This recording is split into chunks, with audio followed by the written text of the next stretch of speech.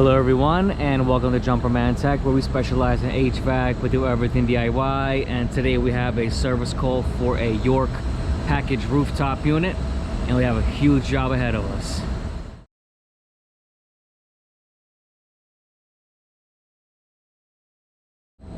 Thank you to everyone tuning in to Jumperman Tech. Today we have a large service call for a large York RTU.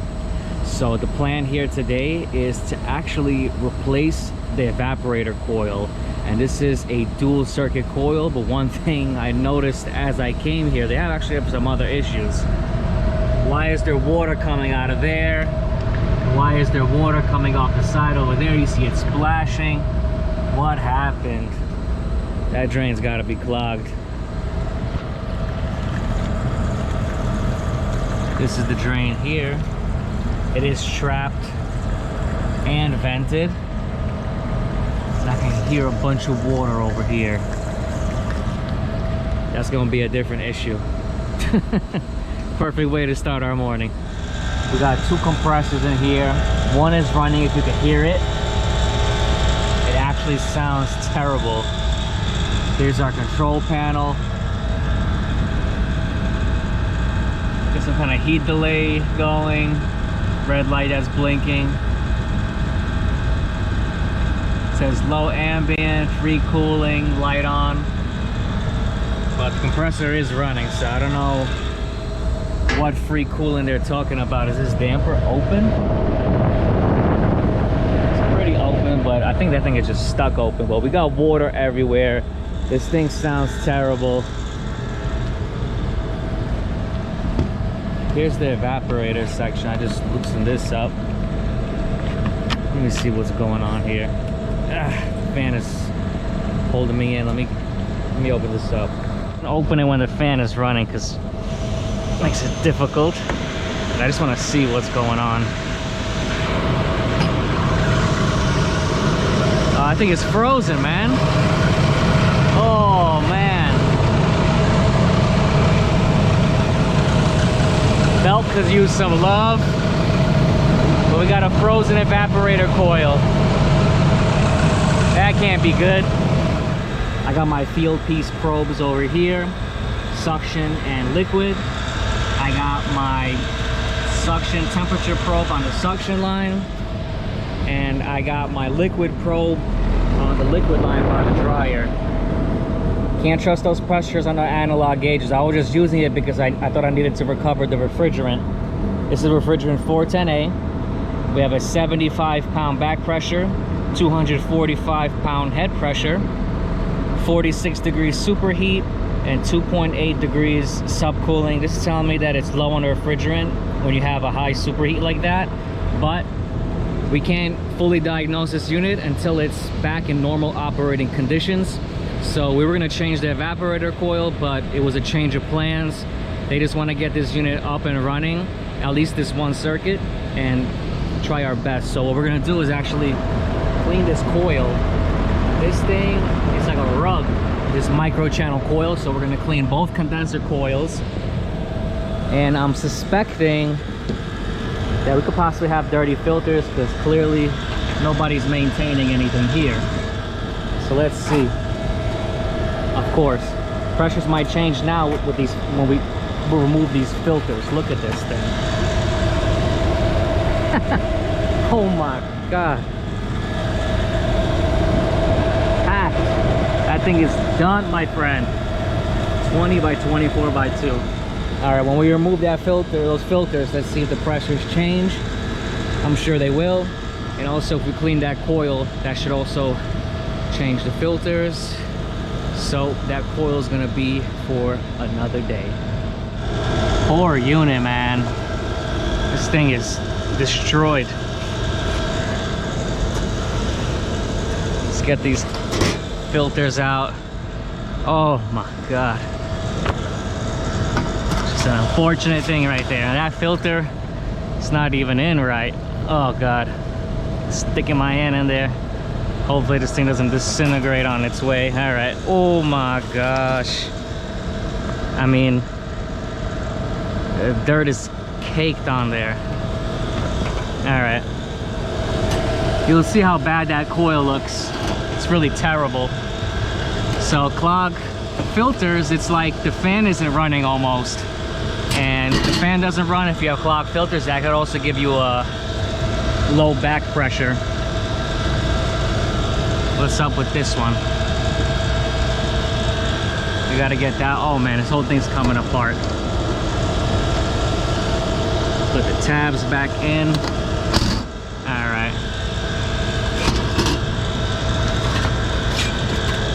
Beautiful. All right. Looks like we're gonna need to do some maintenance here. Yeah, they're all like that. Jeez, man. That's how it be. Oh, this coil is destroyed, man. And this thing doesn't even pull the filter out. Let's see if I can get that one. This is the infamous VRF LG building. Anyways, back here, Christian's trying to make his way over here. There's a hose connection there. We're gonna set up a water line to go all the way across here, so we can make it to our unit over here. And I got a good pressure washer right here, and that's what we're gonna use to clean the condenser coil. And I'm using here Cal Bright Plus by New Calgon, however you pronounce it. It's evaporator and coil cleaner. Got our water line coming through, our machine right there. Everything is set up, no leaks, we're good to go. Let's turn this unit off. There's actually a thermostat here. I'm gonna put on mode off. Just let this thing shut down, and I'm gonna turn off the disconnect. Okay. Compressor stopped. I hear the fan still running. Let's let that shut off naturally. You can run another 60 to 90 seconds depending on the program on the thermostat, and then we can shut this disconnect off, and we're gonna be good to start the process here. This unit needs some serious love. I'm gonna start brushing down this coil. Oh man, there's a lot going on over there. Look at that. All right, let's brush this down and then we'll hit it. Nothing pouring out of that drain. We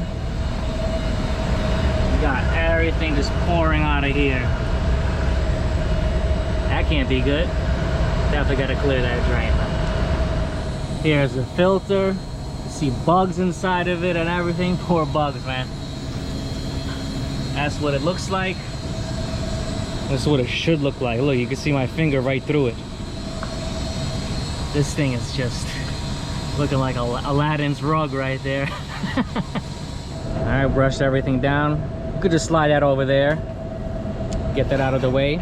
So air actually gets pulled in from here, and then it gets shot out into the atmosphere here to reject the heat. Air goes up. So what we're gonna do is we're gonna take off the grates and we're gonna blow it out from this way. We're gonna use the pressure washer from here, so we don't just like push dirt back inside the coil. We're gonna go the opposite way now and push everything out down. And yeah, there's two sides. This is a V-shaped coil, so we're gonna push everything out from here and we should be all right. Also did the correct mixture for the coil cleaner. I got it into one of these little tank sprayers. So read the back for the instructions, how much water and chemical you should use. It should be good. We got a full bottle. We're gonna throw that on there, let it sit there for a little bit, and then we'll pressure wash everything. Jeez, man, how much water is in here? Wow, I think it's just like shooting out. That's the condition of the evaporator coil. It is absolutely horrendous, and I have another video where picked up a leak on here. Honestly, I'm not surprised. This thing is literally like disintegrated, but let's just get it up and running for now. So let's put in the new filters, and also these pressure controls are so gross. When we're doing all this, let's make sure we got new pressure controls where we're gonna keep things safe. I had some in the truck. It's worth installing, so I'm gonna change the high and low on both circuits.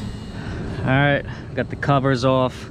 These are waterproof motors for the condensers. Just gonna pump this up and we're gonna spray both sides. This will help give it a nice shine as well. So we're pretty much gonna apply this to our coil on both sides. That's an idea there. Oops. All right, we're gonna clean the cover too then. And we're gonna apply some here as well. And this thing is gonna be in a lot better shape. I'm gonna apply this on both sides on each side of the coil. It would be nice if these blades are off, but let's hit it from there. Let's see. Hit it, hit it. All right, now blowing all that dirt out of there. So we're gonna give this thing a good cleaning. It's gonna make a big difference. Going right through that thing. Coil's looking good. We gotta clear out this drain. Let's see. Careful, man. I'm gonna spray this thing. I'm gonna go right in there.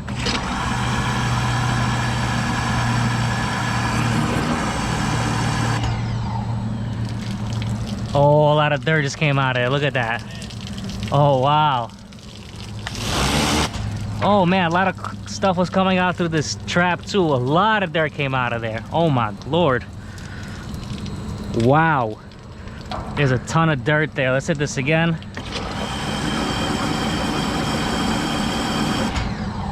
And let's let it pop out. Just pouring some water in the condensate pan and clearing that out on the coil. And soon you'll see water coming through here. Look at that, pouring right out. I'm gonna take off my camera so you guys can maybe see a little better.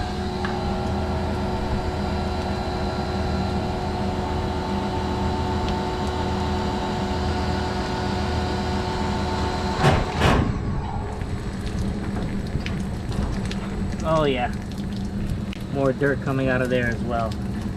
That's a nice flow right there. That's what I'm talking about. Alright, so I'm changing the filters here. You're not gonna believe what I see in here.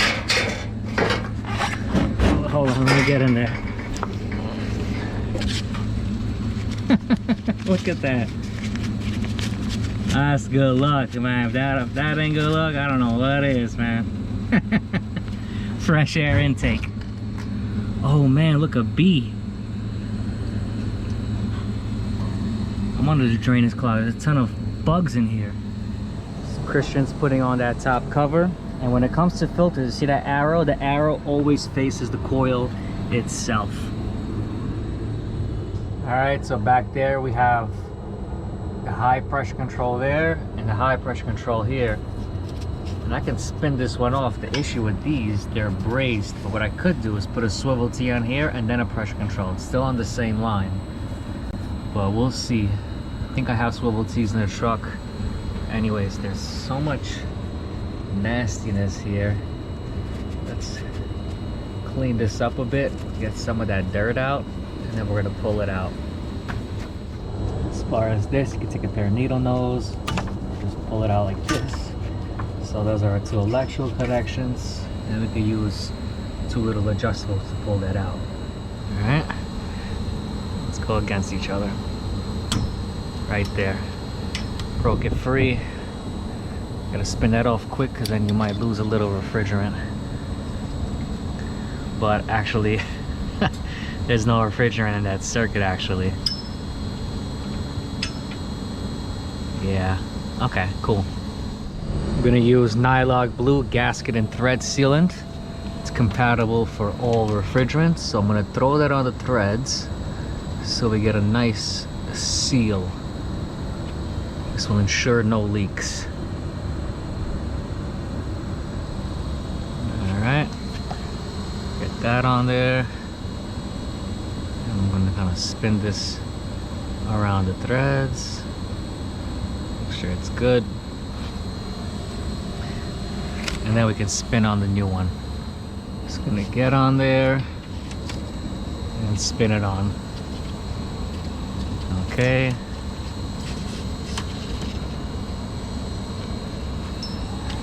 Alright.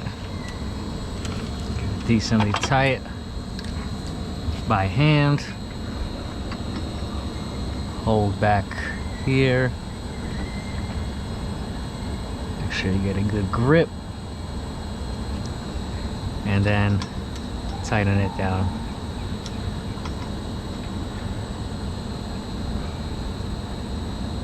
Okay.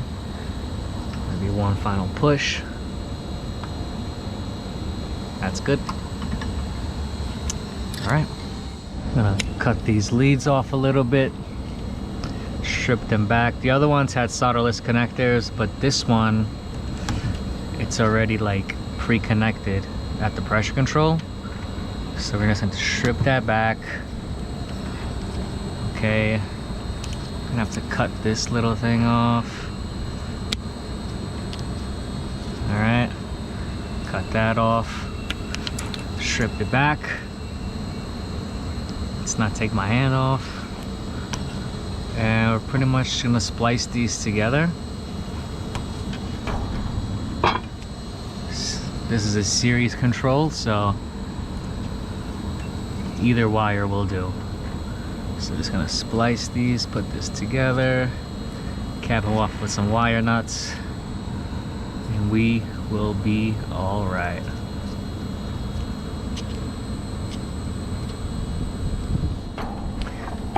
Cut off the excess.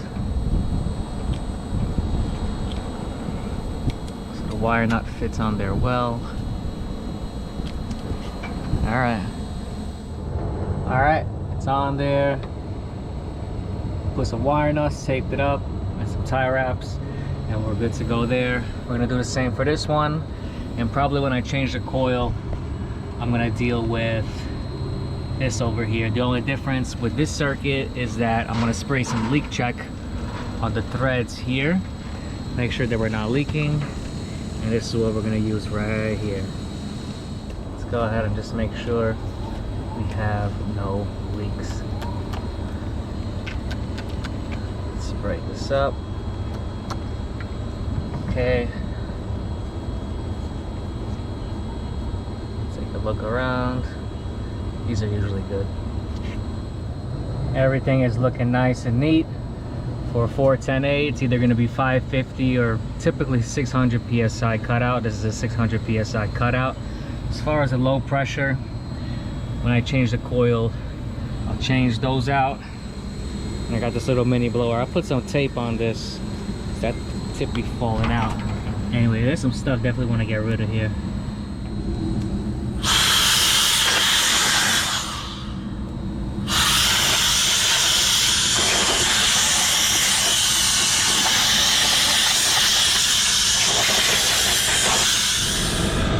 Alright, system's back up and running. These two are one circuit.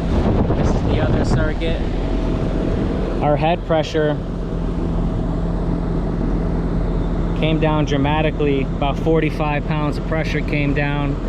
Back pressure also slightly came down. If we look at like superheat and subcooling, I don't know if you guys can see, our superheat's 54 degrees and we have almost no subcooling. Clear indication that we are also low on refrigerant for this one. And then that's circuit number 2, and then circuit number 1 is completely flat out. We know there is a leak in the evaporator, and both circuits actually share that evaporator. They just have separate condenser coils. This one for circuit 2 and this one for circuit 1. So the system has a leak. This is going to need to be reevaluated, and hopefully it's the evaporator coil would leak, you know, for both, but who knows at this point. We really need some further evaluation, but we need this system back in normal condition. We can't have the filters like that. We can't have the coils dirty. We can't have belts loose. We can't have any of those things. Our head pressure is down even more, and you know, we definitely did a good job there. You don't want to change that coil and then have this thing shut down on high pressure or anything. But yeah, there's seriously something wrong here. At least our drain is clean, the filters are clean, coils are clean. When we come to change that evaporator, we're gonna do the low pressure controls to make sure they're in good condition. Everything here is original. And we're gonna need to do a further evaluation as far as leaks. But something like this, where we have leaks everywhere, it's a serious problem. We're gonna have to let it be. And we're probably gonna wrap this one up here. If anyone found this video interesting or helpful, please drop a like, comment, and subscribe as I come out with new videos every week. And I'll catch you all next time.